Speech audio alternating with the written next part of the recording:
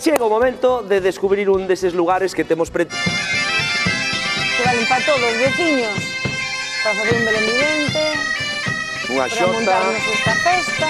Si dá gusto, empadronámonos. Eu xa me empadrono en medio Galicia, este paso, facendo la galega. Lamela, 4:49 minutos da tarde, chega o momento de descubrir un deses lugares que temos pretiño, pero que igual moitos de nós non coñecemos en profundidade. Hoxe poñemos rumbo a Vilanova dos Infantes, unha vila medieval que está considerada das máis fermosas, non só de Galicia, senón de España enteira. E hoxe, da man da nosa querida Fátima Apego, imos coñecer recunchos, curiosidades que mesmo poden sorprender os que son de Vilanova dos Infantes de toda a vida, se non vexan.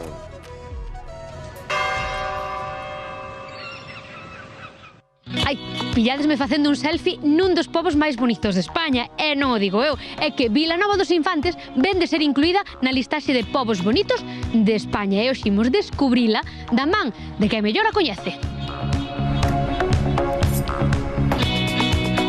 Moi boas, Paula, que tal? Nun dos sitios máis emblemáticos da vila. Sí, neste sitio, bueno, espectacular, cos canastros, e coa torre, que é o emblema de Vilanova dos Infantes. Paula, unha torre medieval que preside esta vila de orixe medieval. Un edificio defensivo no centro, unha configuración irregular, é dicir, aquí cada un puxo a casa onde quixo, parece como un laberinto.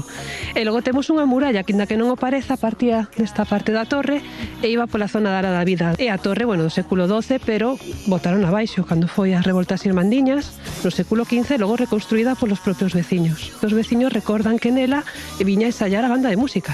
Pois mira que casualidade, aquí está Freire que te pode falar da banda. Contame un pouquiño a importancia que ten para esta vila. É unha marca que fixo conocer Vilanova dos Infantes en moitos lugares de Galiza. Verdadeiramente a paisaxe espectacular. Que vos parece se pechamos este momentazo cunha foto de recordo? Moi ben, sí. Perfecto. Veña, poñedevos aí guapos, que imos. Que tal, Susana? Hola. Para a xente que non sabe o que é Raigame. É unha festa tradicional que se celebra cada 17 de maio aquí en Vilanova. É unha festa dos oficios. Apunta no calendario, pero ahora tesme que levar a un sitio moi bonito tamén. Tamén Onde imos? é relacionado ca romería. Vamos, á Cova do San Vivián. Estamos camiñando sobre a Cova do San Vivián. Non me digas. Aquí mismo temos o respiradeiro e vamos hacia o Museo dos Zapateiros. De tantos zapateiros que houbo, solo queda un, Non me digas. que é Luís o Zapateiro. Sí, é o...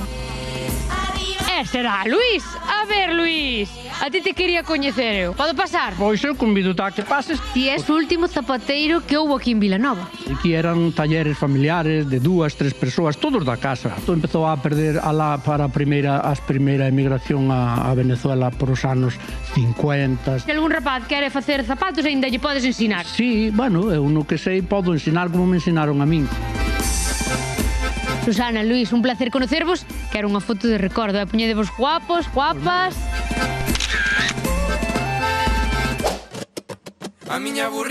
Hola, David, como estás? Moi ben, e ti? Esta é a imaxe da Virxe do Cristal. Exactamente, teño aquí nas miñas maus a imaxe dándose a Señora do Cristal.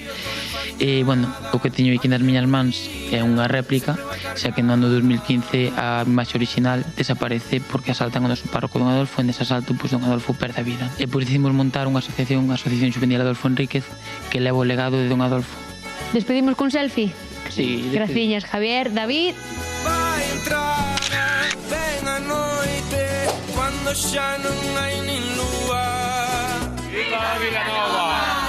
Tú non durmes, segues a... Xa ven, en Hora Galega, de ruta polos puntos máis fermosos de Galicia e tamén de ruta polos mercados que estamos estes días. Estivemos no de Pontevedra, no de Ourense e toca a Praza de Bastos de Vigo, na nosa radiografía particular dos prezos dos produtos, nada, a unha semana de que